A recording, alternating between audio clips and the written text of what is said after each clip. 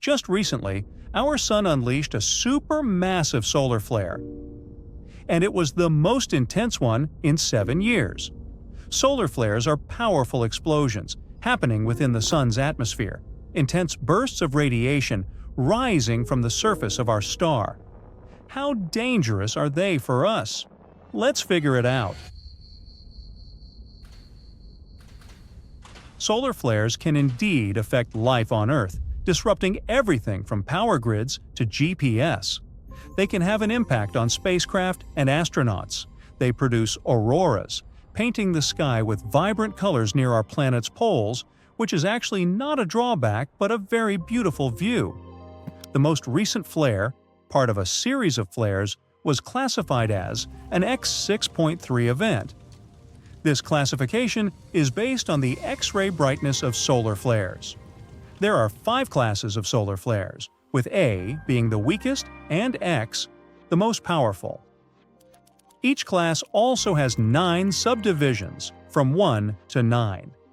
The flare in question wasn't as monumental as the flares of September 2017. Those included an X9.3 and an X8.2. And still, it was an awe-inspiring display of energy. The flare stood out as the largest of its kind during the current solar cycle. A solar cycle is a period during which the Sun's magnetic field undergoes a complete reversal. One cycle usually lasts for about 11 years. At the moment, we're in cycle 25. It started in 2019 and is likely to last till 2030. The progression of the cycle has an impact on the star's activity levels. The Sun is quite tranquil when the activity is minimal, and at solar maximum, this activity reaches its peak. During this period, we can observe lots of solar flares and sunspots, areas where the magnetic field is around 2,500 times stronger than that on Earth and higher than anywhere else on the Sun. The particles ejected by solar flares take roughly 2 days to reach our planet. They often ignite auroras. During the most extreme solar events, these auroras can be seen not only close to the poles but also further away. Solar flares and related coronal mass ejections can pose a threat to our world that heavily depends on technology. The problem is that high-speed solar winds emanate from coronal holes. Those are openings in the Sun's magnetic field where streams of solar winds rush out of the atmosphere of our star. The plasma in these regions, with coronal holes, is cooler and denser than in other parts of the Sun's corona. Insanely fast, solar winds can worsen the situation, impacting our technology and leading to greater disruptions on Earth.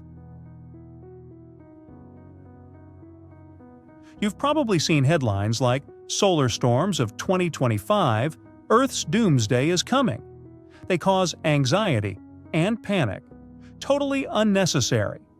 It's true that the Sun is entering a period of increased activity, which will culminate in July 2025. But these claims about doomsdays, apocalypses, and absolute destruction are not based on scientific facts. Solar storms are just a natural phenomenon, and while they do affect our planet, experts don't expect any catastrophic events to occur even in 2025. Our power grids, communications, and GPS navigation may end up somewhat disrupted.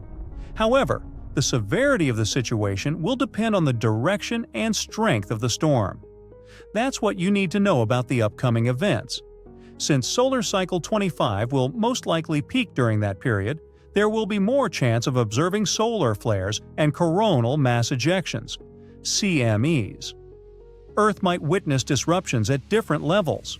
Solar flares will likely interfere with radio communications and GPS navigation. And CMEs, which impact Earth's magnetic field, may trigger geomagnetic storms, potentially leading to power outages and satellite damage. We should be aware of the potential consequences of these cosmic events and take precautions like having backup power sources. But it's crucial to avoid panic.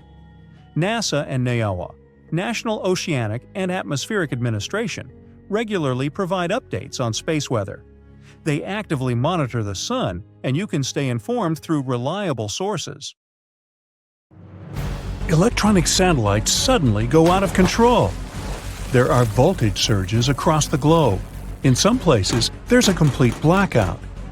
Scientists have little data on this incredible solar behavior, so we're still unable to accurately predict how or when exactly the next geomagnetic storm will happen. One such event took place back in July 2012, but thankfully it missed us. Not by far, though, by a mere 9 days. Just to give you a glimpse of what nearly happened, I need to explain some astronomical basics.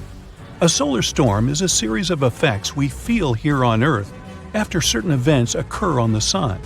Our star is nothing more than a huge ball of molten gases that are constantly moving around, so these events happen more often than you'd think. For a solar storm to begin, our Sun needs to emit bursts of energy.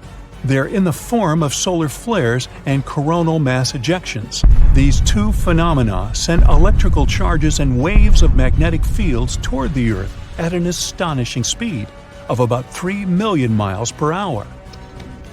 When these solar storms reach our planet, we can see northern lights display in locations close to the Arctic Circle. But they can also mess up satellites or other types of electronic communications. Some of these solar storms can be dangerous, and back in 2012, we came close to experiencing a very powerful one that could have had a serious outcome. The most powerful in as much as 150-plus years, based on research done by astronomers. But how did we manage to escape it? Did we have something to do with it, or was it just a pure coincidence? What we do know is that one of those coronal mass ejections did hit the Earth's orbit in late July 2012. Our planet had already left that specific location as it was on its scheduled trajectory around the Sun. So you might be asking yourself at this point, what if it didn't miss us? Turns out these intense solar storms are dangerous to all sorts of technological objects. Given we are now literally surrounded by electric objects, from our phones to our cars, try to imagine what would happen if they all stopped working all of a sudden. And here's how they work. Solar storms start with an explosion, or a solar flare. Then X-rays and UV radiation travel to our Earth at the speed of light. Some of the side effects? Well, they can include radio blackouts and GPS navigation errors. The effects can continue as minutes, or at times hours later, energetic particles reach our atmosphere. They move only a bit slower than the speed of light, but they can electrically shock the Earth's satellites and damage their components. Lastly, about a day later, clouds of magnetized plasma reach us as well. They can cause huge power blackouts, more or less paralyzing everything with an electrical plug.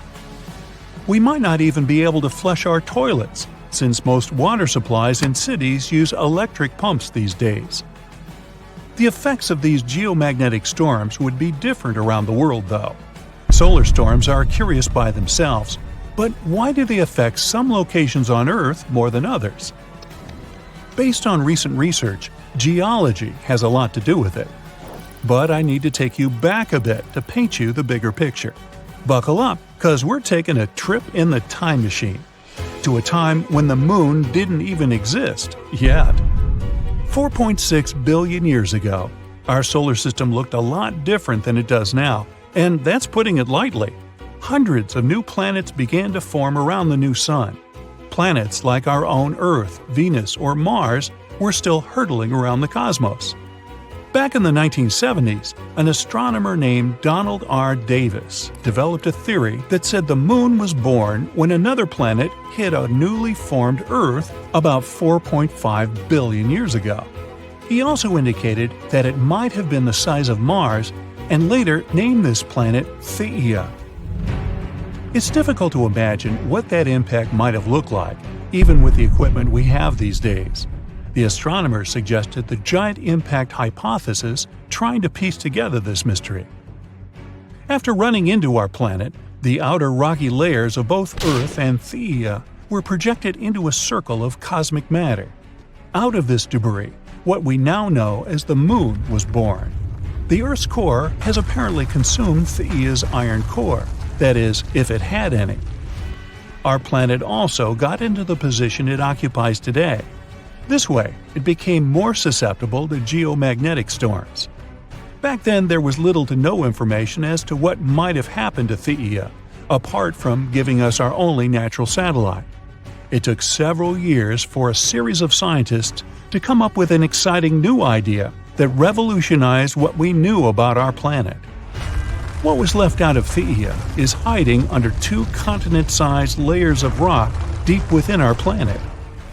This theory is also one of the only explanations for why the Moon is so dry and doesn't have much of an iron core. But why is geology so important when it comes to geomagnetic storms? Well, that's because recent data revealed that the type of rocks below your feet can affect how well your city adapts after powerful geomagnetic storms. Some types of rock, like sedimentary rocks for example, generally have more space filled with water, which makes them electrically conductive. Other types of rocks are denser and have more resistance when it comes to electricity. Whenever such a storm happens, people living in the New England highlands may have a higher risk of experiencing major disruptions. At the same time, those in the mid-Atlantic coastal plain have less to worry about, simply due to what's hidden beneath their cities. How did we know how scary these storms are? Well, this wasn't the first time it happened. Solar storms have dazzled the astronomer community for many years now. The most iconic event of this magnitude was the Carrington Event, which happened way back in September 1859. It gave us a sneak peek of what the power of the Sun is, to say the least. They named it after an English astronomer, Richard Carrington, who witnessed the solar flares himself. The power of that solar storm was something humans had never experienced before. The strong geomagnetic storm caused northern lights as far down south as the territory of Hawaii. On the morning of September 1, 1859, Richard Carrington made his way into his private observatory, located outside of London. He opened the observatory dome to have a complete view of the sky and directed his telescope to the location of the Sun. He saw a bunch of huge dark spots that gleamed on the surface of our star. Shortly enough, Carrington noticed 2 enigmatic areas, intensely bright and full of white light bursting out from the sunspots. They disappeared 5 minutes later, but the effects carried on all across the Earth's surface. At first, later in the night, telegraph communications all around the world started to malfunction. Flashes of light started to burst from telegraph machines, disturbing the operators and even setting papers on fire. Brightly colored auroras started to appear in the nighttime skies all over the world, making confused birds chirp at night. Some people even began their daily activities, since they mistakenly thought the day had already begun. These days, our planet is laced with a mega information web, so the impact of such a solar storm would be even messier. Back in the 1800s, the telegraph system was just starting out, but this Victorian internet was an important way of sending news and private messages. Even in the United States, telegraph operators had noticed local interruptions because of thunderstorms and northern lights before.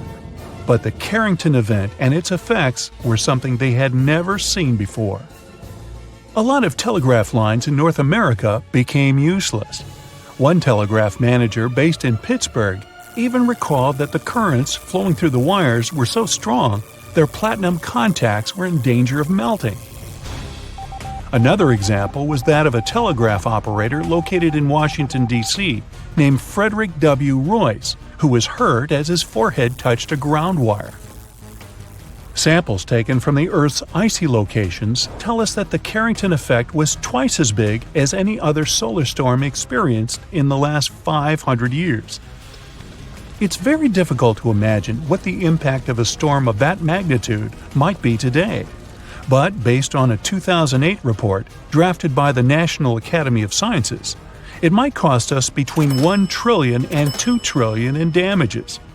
There are things we can do individually to help reduce the amount of damage, though, like buying a generator or installing a backup energy supply. This can be either a solar panel or a wind turbine. More so, we can equip our houses with surge protectors that connect to our electrical panels and can save us from lightning and other power surges. The simplest solution of them all? Just unplug all the devices you're not using at any particular moment. If they aren't connected to a power source, they can't be affected by any surges. Ah, beautiful! You're walking with your friend and look up at the sky. The sun looks a bit different today, like it has some kind of ring around it, a rainbow type thing. Huh? Hey, look at that! Your friend pulls his head up out of his phone. You shouldn't look directly into the… Stop everything, he says. It's a sun halo. We need to find shelter now, unless you have the world's biggest umbrella on you. A sun's halo is nature's sign that there's a snow or rainstorm on its way. It's caused by clouds that are made of bazillions of small ice crystals flying around 20,000 feet. Sunlight goes through those crystals, which causes the light to split and refract, like when there's a rainbow. Now, don't look at the sun halo directly. It's going to be tempting because it's not something you see every day. Plus, it's really beautiful. But ultraviolet light can burn the exposed tissue of your retina and cause serious damage. So, not worth it. Grab some sunglasses and you're good to go. This phenomenon lasts about 40 minutes. These clouds are the same ones that can cause a spooky ring around the moon at night sometimes. Nature sends early signs of disasters in many ways. J-shaped trees means there's a landslide coming. Since the ground is moving slowly, the trees grow into the super selfiable shape. Try to find a flat area and avoid going near any trees, unless you have superhuman strength. You're on a nice walk on the beach. Sand, sun, not a cloud in the sky. Then, out of nowhere, you see the ocean going back away from the shore. Suddenly, you can even see bits of coral, small fish, and other random small sea animals. That's a good sign to leave. There might be a tsunami on the way. A tsunami is formed when there's an earthquake underwater, and it can hit the coast at 500 miles per hour. It's mostly a Pacific Ocean thing, but why risk it? If there's a channel of choppy water on the beach, stay away. There might be a rip current under the surface that can be extremely dangerous. Sometimes waves hit the shore in a weird way, which forms these rip currents. You might see a strange gap in the waves, or you might notice random bits of seaweed going in all different directions. If you don't ever find yourself caught in a rip current, try to stay afloat and don't waste your energy swimming against the current. Yell out for help and try to float your way along the beach. Once you break out of the channel, swim diagonally to the shore. If you find yourself in the ocean and see a group of sharks swimming, okay, this scenario doesn't sound good either way. Well, the good news is they're not necessarily coming for you. The bad news? The sharks might be trying to escape from a huge tropical storm or even a hurricane. Sharks can sense these things, so when nature gets angry, they group together and swim deep under the surface to get to safety. You probably shouldn't follow them. Good luck! The golden rule since ancient times: follow the animals. Insects, rats, and snakes leave their homes a couple of days before really big earthquakes. Scientists can't track or really explain how they know it's coming. It seems animals really can sense earthquakes, maybe because they feel those smaller initial shock waves that we don't even notice. What if you see animals running towards you? Well, that could mean you're about to get eaten for breakfast. Or it means there's a wildfire behind them. Amphibians like frogs, toads, and salamanders try to protect themselves by burrowing down into the ground. Others just run. Before you start running alongside them, check to see if you can see smoke. You don't want to sprint flat out for nothing. Well, it's not just animals. We can spot warning signs too. For example, if you notice your hair suddenly starts to stand on end and your jewelry starts to buzz, take shelter right away. Lightning might be about to strike somewhere nearby. If you're outside and can't run into a house, make sure not to stand near any tall structures. Lie flat on the ground. Be near water. Seek shelter under an isolated tree or stand in an open space.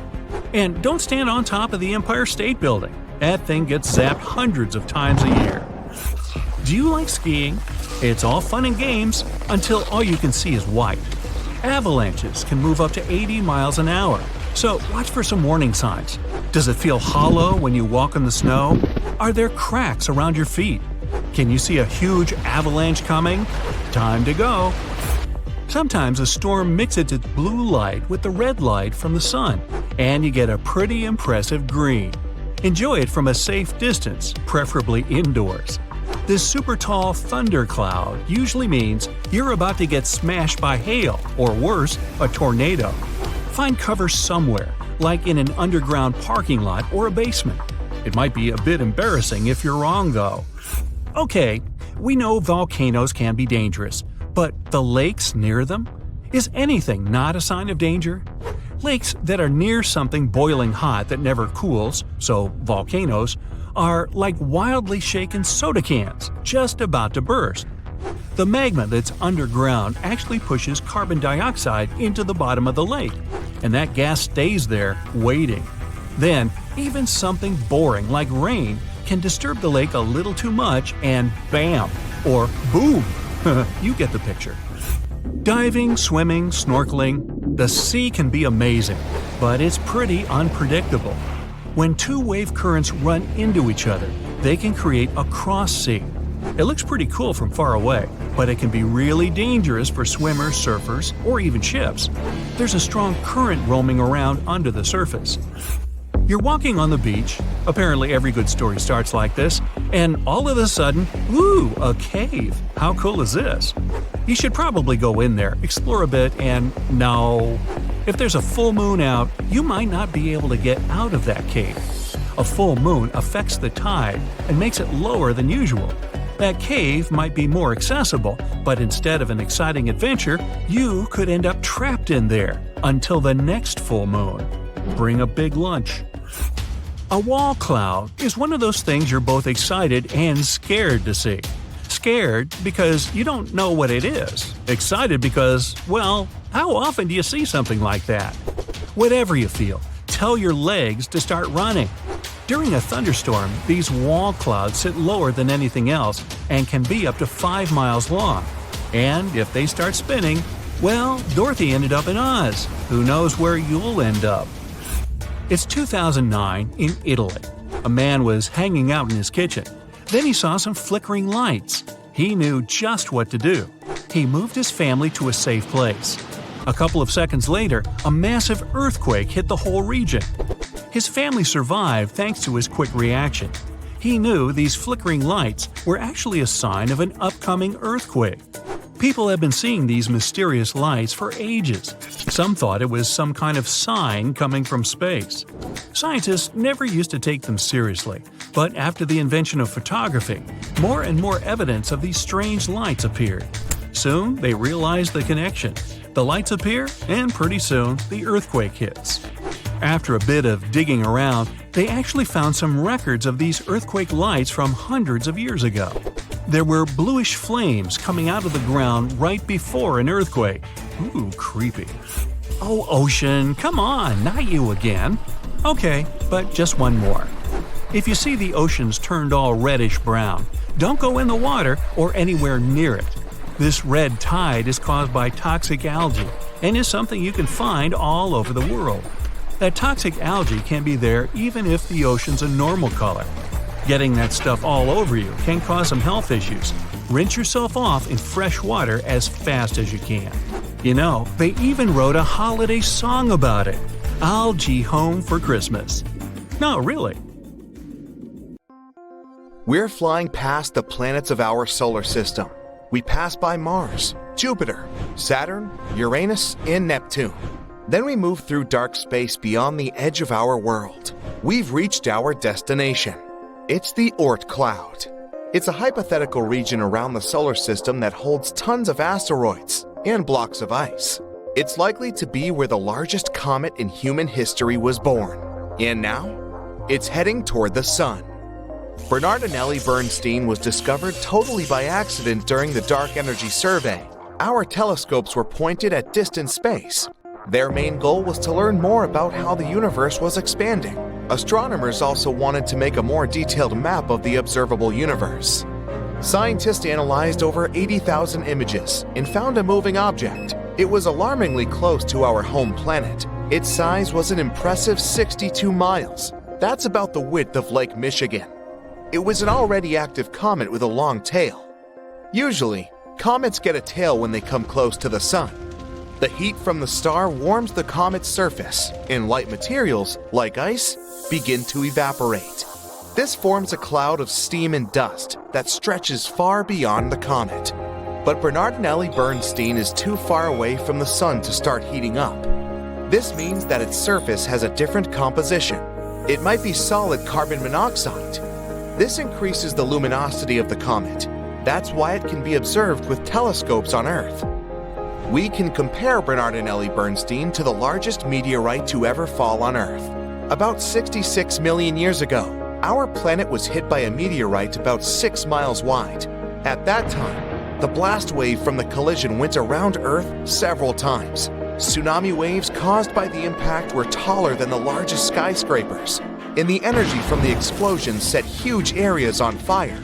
Almost all living creatures, including dinosaurs and ancient fish, ceased to exist.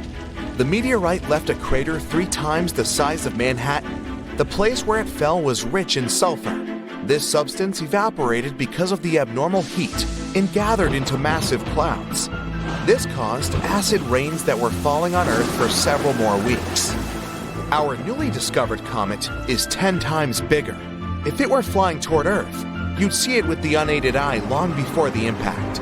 It looked like a moving star in the night sky. A few days before the comet reached our planet, you'd see it even during the day. You'd be able to distinguish its long tail, too.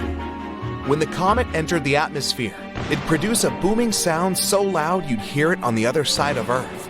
At this point, the comet would begin to heat up because of friction with the air. It'd start burning. Countless pieces of debris would break away from the main body of the meteorite and fall to Earth. As soon as Bernardinelli-Bernstein touched the surface of the planet, we'd see a flash so bright it'd outshine the sun. In a fraction of a second, a colossal amount of energy would be converted into heat. This would create the most powerful explosion in the history of our planet. It'd literally rip out chunks of ground and throw them into the air. The blast wave would incinerate everything within a few hundred miles. It continued to spread in different directions, breaking and bending trees. At one point, it reached snow-capped mountains and trigger huge avalanches that would cover many villages. The blast wave would go around the planet, shattering glass and buildings on all continents. Tsunami waves would be so high they would cover entire coastal cities.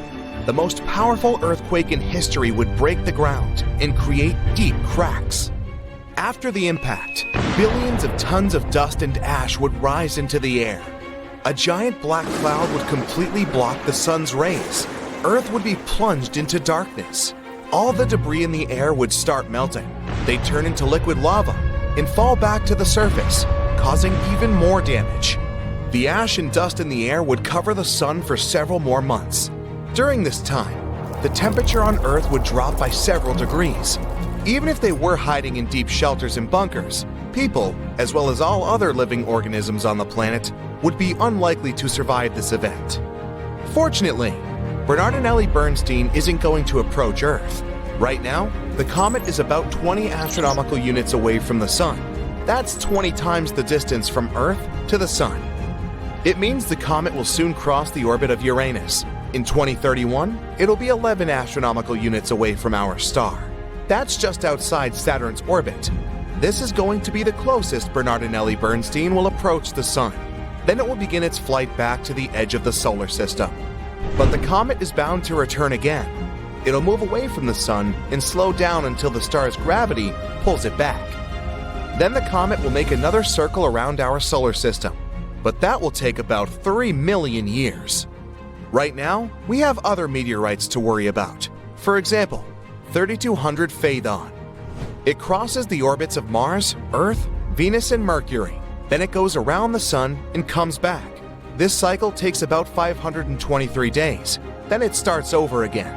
This meteorite is considered potentially hazardous because it crosses Earth's orbit at 7.5 Earth-Moon distances. During one of its last approaches to Earth, this 3.6-mile wide block of rock showered our planet with small meteors. Since the asteroid often passes by the Sun, its surface is most likely to look like the dry bottom of a mud swamp. It's covered in scales and cracks. As it flies past Earth, these scales break off and cause meteor showers. But the largest, potentially hazardous asteroid is the 1999 JM8. It's about the size of 77 soccer fields. It passes by Earth at 9 lunar distances. Its closest approach to our planet will happen in August 2137. If such a meteorite were to hit Earth, an entire continent could be wiped out. The rest of the world would experience massive tsunamis, but would survive the event. So naturally, scientists are thinking of ways to protect the planet from such a disaster. The first solution is a controlled Big Bang. One of the laws of physics says that if you apply some force in one direction, it'll cause a reaction in the opposite direction. So if we spot an asteroid that is about to collide with Earth, we'll need to send a rocket toward it. This way, we'll produce a controlled explosion, not inside, but right above its surface. The blast will be directed upward, and the asteroid will shift downward. Even this tiny shift would be enough to change the trajectory of the asteroid, and then it'll fly past Earth. Another way is to send a heavy object, like a spaceship, toward the space body. Every heavy object has its own gravity, so the spacecraft will have to fly close to the asteroid, which will attract the ship to its surface, but the engines of the spacecraft will resist. The ship will start pulling the asteroid in the opposite direction. This will change the trajectory of the asteroid, and our planet will remain intact. We can also ram the asteroid with the spaceship. Bam! Or we could build a space station, like the ISS.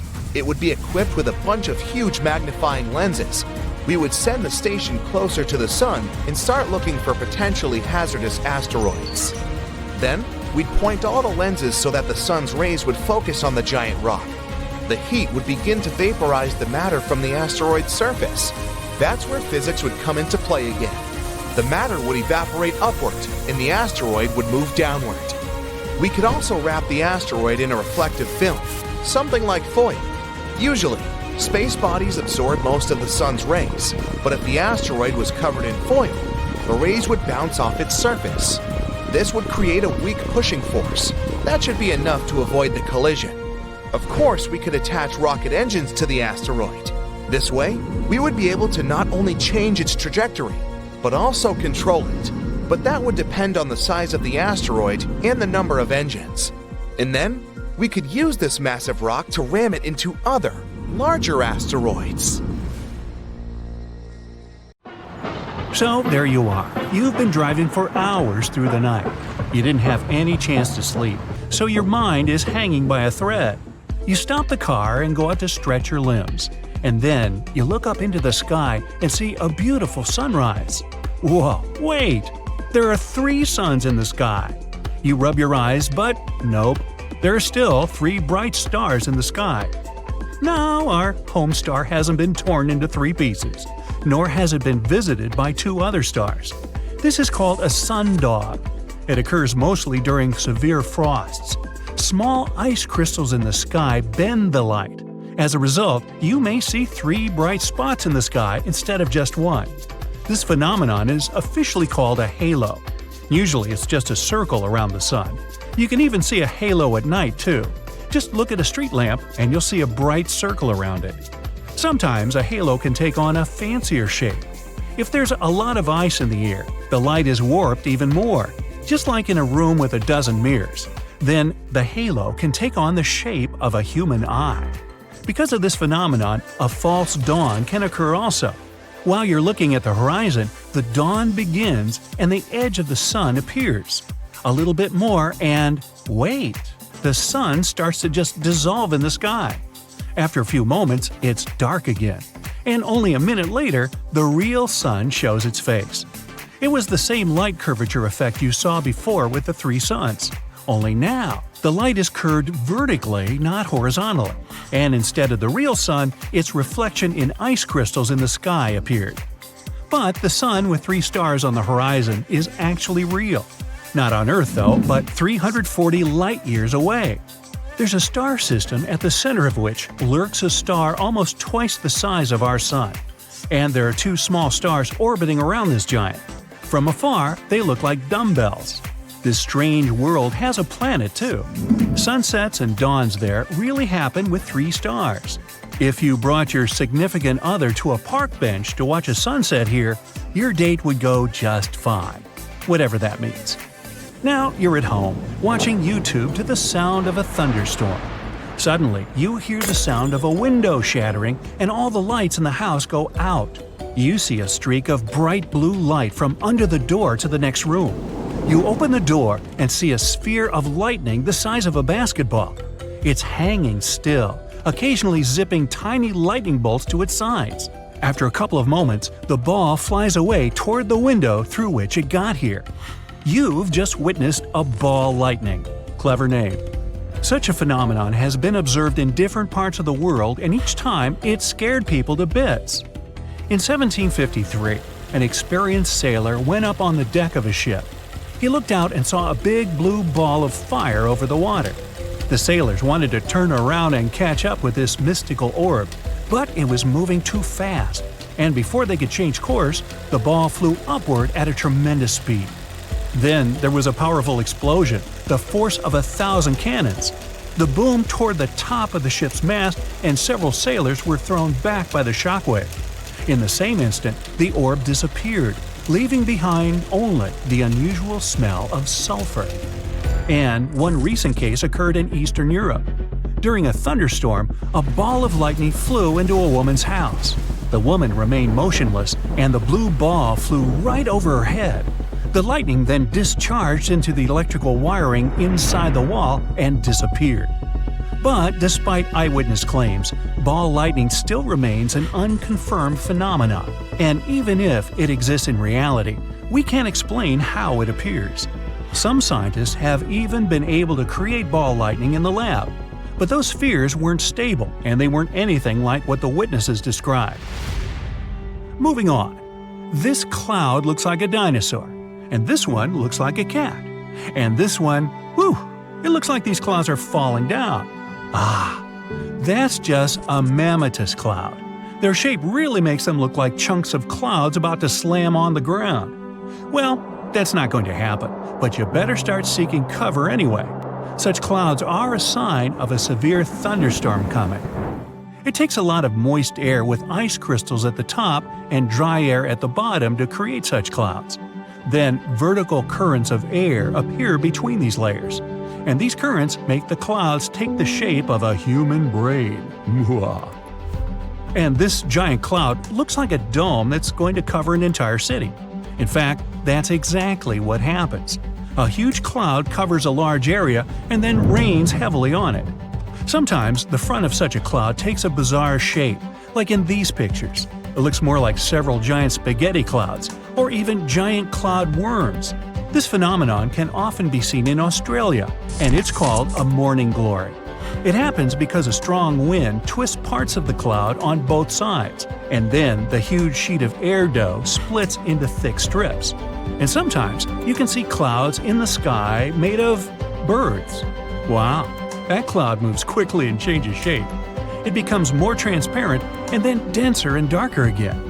The birds seem to be involved in some kind of dance or performance. But they're not doing it for beauty or for the crowds of spectators gathered below. They're doing it for protection. When birds group themselves into such a cloud, they intimidate birds of prey. An eagle or hawk would have a hard time picking out a single target among the endless numbers of birds. And they move quickly, covering each other. Fish are huddled together in schools in the same way. Such a cloud might just spook a hungry predator. For another unusual phenomenon, we'll have to look at the Earth from a bird's eye view, at night. We head to the Middle East. There's a large desert there and it's completely dark, except for one spot. It's a big circle that glows with a bright orange light, the Darvasa crater. And it's just a giant gas burner. Years ago, geologists found gas there, and they started mining for it. But when they excavated, they came across a void underground. The void collapsed and it formed a crater. It's as wide as half a soccer field and as deep as a 5-story building. Gas began to come out of the cracks in the crater, and since animals were often grazing near this place, the gas could harm them. Then the geologists decided to set these gas streams on fire to exhaust the source. One spark, and the crater was filled with columns of fire 30 feet high. Geologists thought the fire would be over in a day or two. But if you come here now, you'll see this gateway to the underworld is still burning, and it's been going on for almost 50 years. In 2013, a man descended to the bottom of the burning crater for the first time. He collected many different samples there, and scientists were able to find bacteria that aren't found anywhere else on Earth. They're quite comfortable at the bottom of this endless burning fry pan. Another mystical phenomenon can be seen in the desert: a sand waterfall. When the wind brings a lot of sand to the edge of the canyon, it begins to fall down. Now amplify this effect 100 times, and you get a sand waterfall in Saudi Arabia. It really is like Niagara Falls, only there's not a drop of water. The locals say this phenomenon warns of an impending sandstorm. And the last phenomenon can only be seen in winter. You see a frozen river, and there's some strange stones sticking out of the ice. But when you get closer, you can get scared, because it's not a stone, but a crocodile snout. Don't fret though, it can't jump out from under the ice and take a bite out of you, and the animal isn't in trouble as you might think. Crocodiles can't breathe underwater, and they need to constantly rise to the surface to take a breath. But when the water freezes, that becomes impossible. So crocodiles stick their noses out before severe frost and leave half their body on the surface. They can breathe safely. Plus, the ice and cold air cools the crocodiles and slows down their metabolism. So that's how crocs can survive the cold and hungry times. And so, this true story about crocs is not a croc. Get equipped for any season with brand new Brightside merch. Click the link and grab your print. This is Neptune. The next stop is Pluto. Stand clear of the closing doors, please. One day, with top-notch future technologies, one stop from Neptune to Pluto won't seem much further than Times Square from Bryant Park today. There are huge ice mountains on Pluto, valleys that go further than your eyes can see, 160-mile large craters, almost as big as the largest one on Earth, and no life. The reasons are obvious. The long distance between Pluto and the Sun guarantees freezing temperatures on that dwarf planet. It also ensures a trip of a few billion miles. Plus, it's smaller than the Moon, so it would get crowded very soon if people started dwelling there. Still, there's one reason which makes life there not that far-fetched. The Sun has a lifespan and cycles within it. Our solar system used to be nothing but a cloud of gas and dust. As a result of a gravitational collapse at the center of this cloud, the gas and dust started gathering in specific, denser places. These pulled more and more matter as time went on, and something called conservation momentum made the mass start rotating and heating up because of immense pressure. Later, there appeared a disk similar to what Saturn has, but it was made of entirely different substances. And right in the center, there was the ball that eventually became the Sun. A protostar is a young star that's still gathering its mass, and that's exactly what the Sun was before the temperatures and pressures inside of it lighted up its core. Millions of years later, it became the Sun we see every day. But it won't stay this way forever. It will heat up even more and eventually get bigger and denser, turning into a red giant. It may one day get big enough to swallow up Venus and Mercury. Chances are, it might swallow even planet Earth. Even if it doesn't devour our planet, the Sun might get close enough to touch us. Well, if this happened, life on Earth wouldn't be possible. But then, in just a few minutes, the Sun loses about 40% of its mass and shrinks about 10 times what it used to be. It's not as bright, and indeed, not as hot as it used to be. By this moment, Earth will have already been deserted. People might want to start traveling around space, or settle down on another planet where life is sustainable, like the exoplanet Kepler-62f, which, by the way, is even bigger than Earth. While all of this was happening, Pluto was changing. Before, every resource was frozen inside of the dwarf planet. Water, gases like methane, carbon monoxide, you name it. But as the Sun was reaching its peak luminosity, Pluto was slowly warming up and losing a lot of what it had to the vastness of space. At the same time, an atmosphere formed up. If the atmosphere gets thick enough, It would create favorable life conditions. Then, instead of spaceships, a tiny percentage of us would be able to set up colonies on the dwarf planet. The temperature is comfortable there, almost t-shirt weather. It even resembles Earth a tiny bit. Canyons filled with water, beautiful endless fields with trees, and lots of space to run around, and mineral water pockets on the ground, good enough to drink. Pluto's rotations are different than Earth's. An Earth day is 24 hours, and sometimes it still feels like it never ends. But on Pluto, a whole rotation around the Sun takes 153 hours, because it's pretty far away from the Sun. After several hours without sleep, we get tired and our eyes get red. It means we'd have to take several naps throughout the day on Pluto. A year on Pluto equals 248 Earth years. Unless we come up with some sort of technology to get us to live that long, our entire lifespan would be less than half a year on the dwarf planet. So, houses on Pluto might need to be equipped with cryo chambers. Whenever you feel like dreaming for a long time, you jump in it and wake up 50 Pluto days later. On the dwarf planet, there are also seas and beaches, so it's just like a tiny Earth, far away from the actual Earth. The food on Pluto could be tastier. We might find a way to make the ingredients more savory and even try to grow them faster during the trip. You plant a carrot, and 2 days later, it's ready to be in your salad.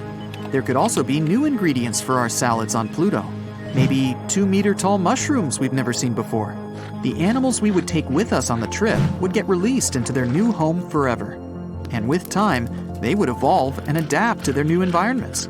The law of the jungle could change a bit too. Lions might not be kings anymore. Deer are. Their antlers are twice the size of what they used to be. But to be fair, so are the deer. Most of the animals that were already here used to live underwater. But with time, the amphibians started shifting to the surface, just like Earth at the beginning of life. Pluto could only be a temporary home though. Once the Sun has finally reached its final phase, Pluto would get frozen and lifeless again. People instead would need to try to find a planet that stays in the Goldilocks zone of another galaxy. The Goldilocks zone is the exact proper distance from the star like the Sun, where the temperature is perfect for the water to stay liquid. It's the rule scientists search for when looking for other planets that can sustain life. We can try setting new colonies on one such planet, or even try to set up our own artificial home, not exactly a planet or a spaceship, but a combination of both. Something huge built right in space, say a wheel with gravity everywhere we go, so we don't fall off. It would float in space toward the new exoplanet, capable of fitting entire states in. This whole trip might happen just because the Sun first grew too much, and then, having reached the culmination of its life cycle, it would finally become a white dwarf. It's going to be a pretty long journey, and entire generations will be born here. You'll have a choice: sleep your way through the journey until humans finally reach their new exoplanet, or enjoy the trip in this fantastic spaceship. There's all you need on board: malls bigger than those on Earth, large futuristic cities, even places to farm, fields with rich soil made artificially, and finally, after a long journey, the exoplanet. It's even somewhat better than Earth. The planet is giant and has more continents. The continent's center isn't as far from oceans, which means there aren't as many desert areas. Though the sun of this planet is an orange dwarf, it's not as hot as our yellow dwarf sun today. It's a bit smaller, but here's the kick: orange dwarfs live somewhat longer. They remain stable for between 15 billion and 45 billion years. Despite that, this new planet is full of rainforests because the planet itself is warmer. It means more biodiversity and creatures we've never seen before. But even if nothing out there is suitable, we could try and terraform this planet instead. If we take Mars as an example, we could create a greenhouse effect by smashing ice-rich comets and releasing ammonia in them, making the planet warmer. We could also start planting trees. We'd probably need some Earth soil to do that, or we'd have to modify Mars's soil to be similar to ours. Sooner rather than later, the atmosphere would be close to the one we have on Earth. We'd be able to breathe too, because of the trees. Then, we can melt Mars's polar ice caps and voila, water. The problem is the solar winds and sun explosions that might strip it of an atmosphere just as quickly as we can create one, if not faster. It has no magnetosphere either, which means it can't protect us from radiation. So long-term Mars, wouldn't be a good choice. Maybe out there, in the vastness that is space, there is a perfect planet waiting for us. Tidal locking is when a moon or a planet always shows the same face to another celestial body. I know I do. The moon, for instance, always shows one side to Earth. It doesn't matter if you use binoculars or a telescope, you'll see the same craters and plains every time. This happens with many big moons in space. Take Jupiter's moon, Io, or Saturn's moon, Enceladus. Even Mercury, which rotates 3 times around its axis for every 2 leaps around the Sun, is almost tidally locked to our star. Now here on our planet, the moon's pull creates tides on Earth, making the water rise about a foot. This pull also stretches the moon, making it slightly football-shaped. Many years ago, the moon spun way faster than it does today. This made its protruding parts shift constantly, like the Earth's tides. But the moon's bulges didn't align with Earth's pull. Soon enough, the Earth's gravity pulled them in closer, slowing the moon's spin until it stopped. But if we look at the grand scheme of things, we'll see that our planet isn't tidally locked to the Sun. Earth rotates on its axis, completing one rotation roughly every 24 hours, while orbiting its star. This rotation creates day and night. Lots of things prevent our planet from constantly showing the same face to the Sun. First, Earth's rotation rate isn't perfectly synchronized with its orbit around the star. The presence of the Moon also plays a crucial role. Our satellite's gravitational pull creates tides on Earth, which slightly slows down Earth's rotation over time and balances things out. There's also quite an impressive distance between the Sun and the Earth, 93 million miles. So even if the Sun's gravitational force is intense, it's far enough away to prevent tidal locking. Now, what if space travel gets advanced enough that we end up visiting such a tidally locked planet, one that is constantly trapped between 2 extremes, eternal darkness and constant sunshine? We can gather some data by figuring out what would happen if the Earth suddenly stopped spinning on its axis. Bad news is, the consequences would be devastating. Right now, we're all moving along with Earth's rotation, even if we don't feel it. If the planet stopped, everything on its surface would be launched eastward. People, buildings, and natural features hurtling sideways at high speeds. Afterward, the remaining high-speed winds, still rotating nearly as fast as the planet, would damage its surface, acting as a cosmic nail file. Even if the slowdown happened gradually, the effects would still be dramatic. The first noticeable change would be the Sun's motion across the sky. Without Earth's rotation, a day would last a half a year. This disruption would throw off our biological rhythms, affecting sleep dynamics and daily activities for many species. Earth's rotation also influences atmospheric patterns, which affect the weather and climate. Air currents would change too, leading to extreme events like desertification or the melting of polar ice caps. Hurricanes, reliant on Earth's rotation to form, would cease to exist. A motionless Earth would likely translate to the loss of our magnetic field, which shields us from harmful cosmic rays and solar storms. Boy, we in trouble now, huh? In the same thought experiment, let's say oceans won't freeze where it's cold or evaporate where it's hot. Because of its spin, there's a centrifugal force that has made our planet a bit wider around its middle. If we measure the Earth around the equator, it's about 13 miles wider than if we measure it from pole to pole. This widening of the solid Earth happened very slowly over billions of years. But the liquid water in the oceans would move more easily. Because of the spin, the water around the equator is about 5 miles higher than it would be on a still planet. If the Earth stopped spinning, the oceans would start moving towards the poles. At first, only some areas around the equator would become land. But eventually, a big continent would form in the middle, like a belt. You could walk around the Earth at the equator without getting wet, even though it would be really cold on one side and really hot on the other. The water that might move away from the equator would end up at the poles. There would be 2 separate oceans around each of these points, with no connection to the equatorial continent. In the north, Canada, Greenland, Asia, and Europe would all be underwater, following a line similar to the border between the US and Canada. But countries like Spain, for instance, would mostly stay above water. Despite these extremes, some say life could still exist in the twilight zone between light and dark. If we could draw it, it would be this softly illuminated region, looking like it's always on the brink of a sunset.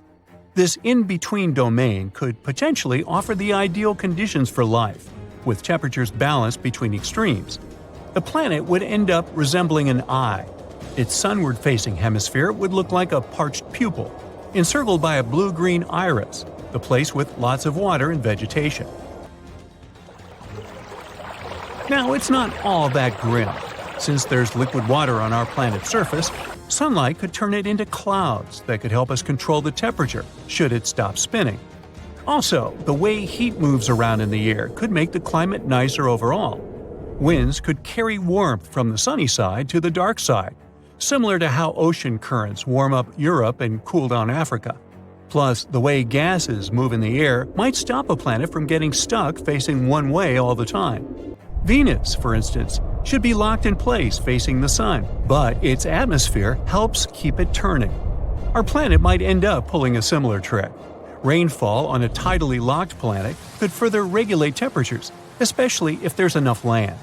On Earth, rain interacts with rocks, trapping carbon and cooling the atmosphere.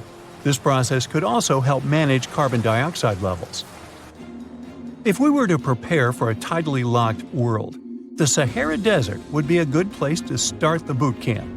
Located in North Africa, it is the biggest hot desert globally. It covers a vast area from the Atlantic Ocean to the Red Sea and from the Mediterranean Sea to the Sahel region. During the day, the temperatures get really hot, up to 122 degrees Fahrenheit, and at night, it can get as cold as 41 degrees. That is a wide swing. You might stumble upon a sandstorm here and there, but rain is very rare. When it does happen, though, it's intense and can cause flash floods, making the area dangerous. Despite the tough conditions, some animals manage to survive here. One such creature is the Kenneck fox, which is the smallest fox to exist on our planet. It has big ears that help it handle the heat, and its environment stretches from Morocco to Egypt, and even down south to northern Niger and east to Kuwait. It eats whatever birds, insects, and rodents it can find in the sand. As for the coldest place on Earth, data suggests it's located in the eastern Antarctic Plateau. Research indicates that the air temperature there can drop to minus 137 degrees Fahrenheit.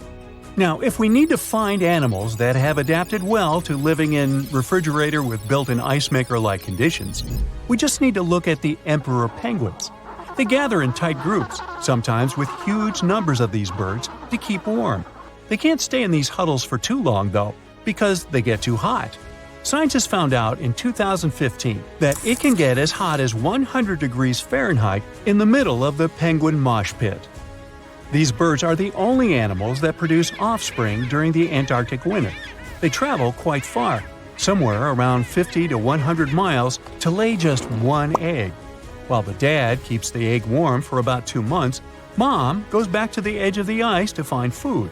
It's a routine that usually works well, as long as the weather is consistent. Arcturus, a huge red star. It's just bursting from inside out. The red sea of plasma on its surface rages and pulsates. The star burns anything that comes close to it. And now, plop! Arcturus is gone. But at the same moment, it reappears at the center of our solar system, replacing the sun. What we see in the sky isn't a small yellow dot anymore, but a giant red ball. It's 25 times wider and 30% heavier than the sun. Even though Arcturus is a little cooler, it's still a total nightmare for Earth. The distance from our planet to the star is now 25 times less. All the water in the oceans and rivers begins to evaporate. What used to be rainforests are quickly turning into a lifeless desert. But sunsets and sunrises now look amazing. Imagine yourself on the roof of the Empire State Building, watching the sunrise. First, you see the light over the horizon. It almost blinds you because Arcturus is 110 times brighter than the sun. Then, the star gradually climbs over the surface. The thick dot on the horizon gets wider and wider. It continues to grow until the red star is everything you can see. Arcturus is now so close that you can even see storms of hot plasma on its surface.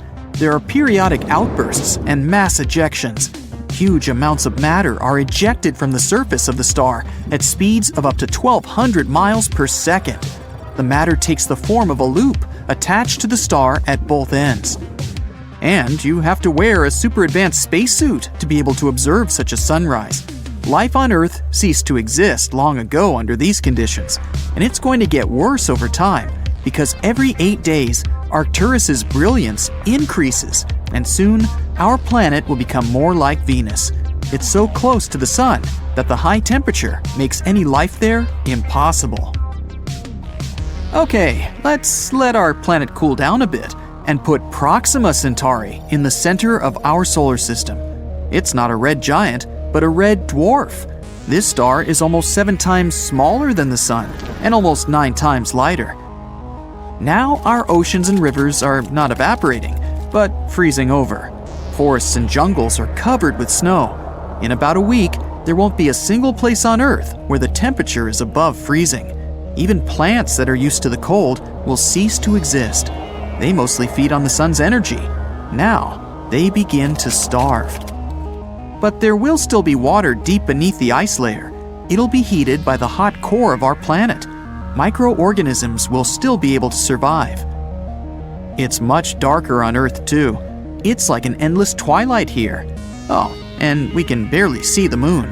The thing is, it doesn't produce its own light, but reflects it from the bright sun. With Proxima Centauri instead, the moon will lose its brightness.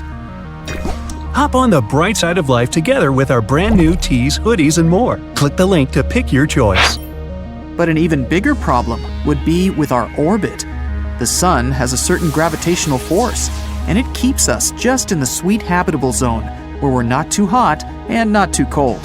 Proxima Centauri's gravity is much weaker, and Earth is slowly drifting away from the star. We now run the risk of encountering asteroids flying through space, or even other planets. But the worst-case scenario is if Proxima Centauri simply can't hold our planet, and we fly away into dark space. Then, you can forget about any forms of life here. Now, let's put Sirius at the center of our solar system. It's the brightest star in our night sky. It's only 70% bigger than the Sun, but almost twice as hot. So its glow is not only bright, it's sizzling. And its light is not yellow, but somewhere between blue and white. You couldn't go out in the city without sunglasses, or Sirius glasses. Still, you wouldn't want to walk the streets, where the asphalt is boiling anyway. You could literally fry eggs on the curb. Of course, by this time, all life on Earth has long since disappeared. But it's not just because of the temperature. Sirius emits enormous amounts of radiation. Our atmosphere serves as a shield against the sun. But in the case of Sirius, that shield wouldn't be enough. Now, why don't we take a more bizarre approach and make ourselves a double star system? These are 2 stars that revolve around a common center. And there's our Earth, safe and sound. It's all about the size and brightness of the stars. These 2 aren't too big, and they give off as much light as our sun. All that matters to us is that our planet is in the safe zone of the double star system. At sunrise, you first see one star appear from below the horizon, and then, a couple of minutes later, the other. The only problem is that this beauty may soon explode with enormous force. In binary systems, one star is always heavier than its companion. Sooner or later, it starts pulling matter away from the smaller star. Gradually, the bigger star just eats its neighbor. Then the big brother can reach a critical mass and explode. This explosion would be about as strong as a supernova. It would destroy our entire solar system. The light from this explosion would be visible for hundreds of light years away. And after that, there would be a huge nebula in the place of our star system. It's stardust and particles that are left from our world. Going to the realm of the crazy now, a black hole. Yes, there's one at the center of our solar system now. We know black holes are scary, mysterious objects that pull in everything in their path. But even around a black hole, there is a habitable zone. You just have to be far enough away so that it doesn't drag you down into its black abyss. Mercury and Venus would be too close to the black hole, so most likely they'd be torn apart and then head for the event horizon. This is the last stop before hitting the singularity, the heart of the black hole. There are only two problems: light and time. A black hole pulls light in instead of emitting it, so the Earth will quickly become dark and cold. And time goes slower around heavy objects. Near a black hole, 1 second can be equal to weeks or even months away in outer space. We won't feel this difference, but the entire universe around us will develop faster relative to us. Any object can become a black hole if it's compressed to a certain size. For example, the Sun can become one if it's shrunk to a width of 3.7 miles. And even the Earth, if you squeeze it to a width of 0.7 inches, it becomes a black hole. Oh, now there's some little rock lurking in the center of our solar system. It's a neutron star. It's about 18 miles wide.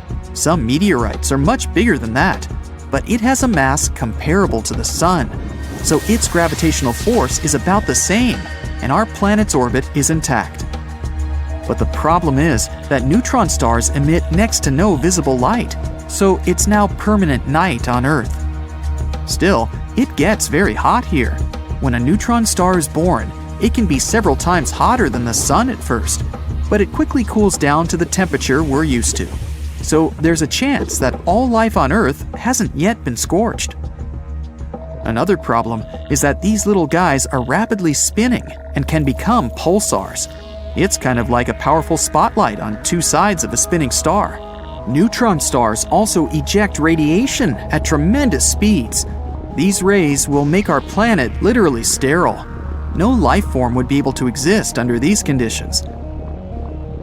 And now, it's time for the biggest star ever known, Stevenson 218.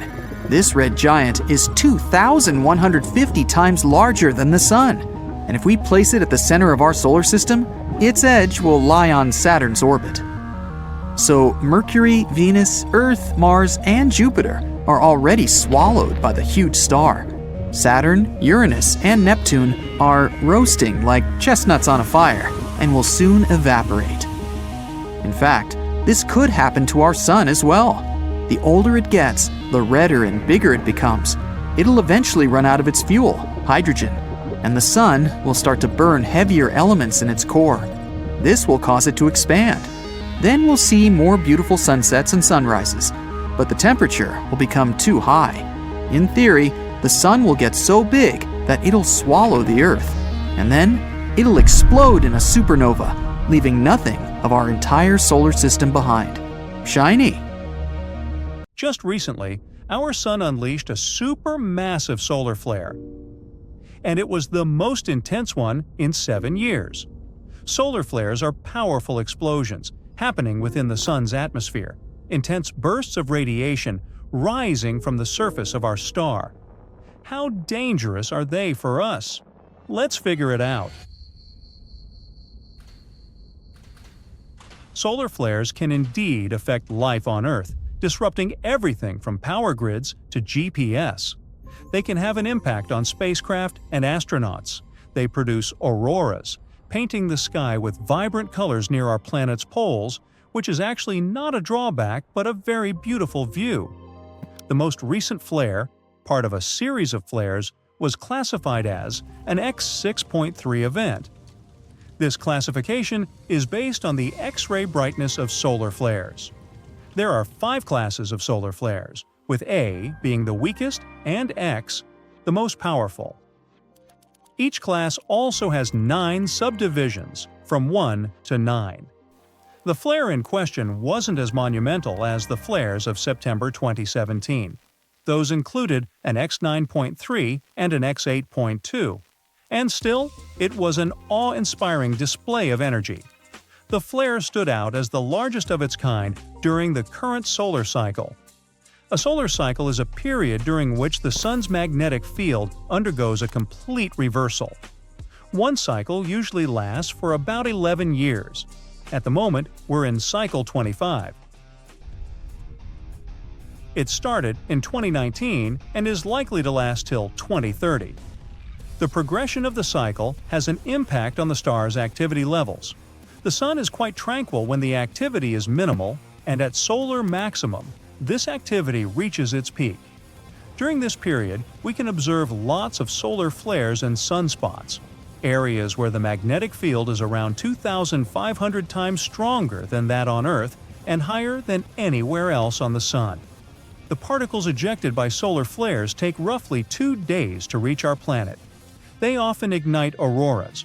During the most extreme solar events, these auroras can be seen not only close to the poles but also further away. Solar flares and related coronal mass ejections can pose a threat to our world that heavily depends on technology. The problem is that high-speed solar winds emanate from coronal holes. Those are openings in the Sun's magnetic field where streams of solar winds rush out of the atmosphere of our star.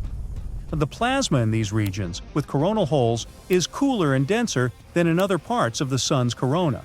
Insanely fast, solar winds can worsen the situation, impacting our technology and leading to greater disruptions on Earth. You've probably seen headlines like "Solar Storms of 2025, Earth's Doomsday is Coming." They cause anxiety and panic. Totally unnecessary.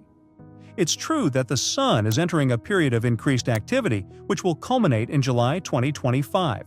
But these claims about doomsdays, apocalypses, and absolute destruction are not based on scientific facts. Solar storms are just a natural phenomenon, and while they do affect our planet, experts don't expect any catastrophic events to occur even in 2025. Our power grids, communications, and GPS navigation may end up somewhat disrupted. However, the severity of the situation will depend on the direction and strength of the storm. That's what you need to know about the upcoming events. Since solar cycle 25 will most likely peak during that period, there will be more chance of observing solar flares and coronal mass ejections, CMEs. Earth might witness disruptions at different levels. Solar flares will likely interfere with radio communications and GPS navigation. And CMEs, which impact Earth's magnetic field, may trigger geomagnetic storms, potentially leading to power outages and satellite damage. We should be aware of the potential consequences of these cosmic events and take precautions like having backup power sources. But it's crucial to avoid panic. NASA and NOAA, National Oceanic and Atmospheric Administration, regularly provide updates on space weather.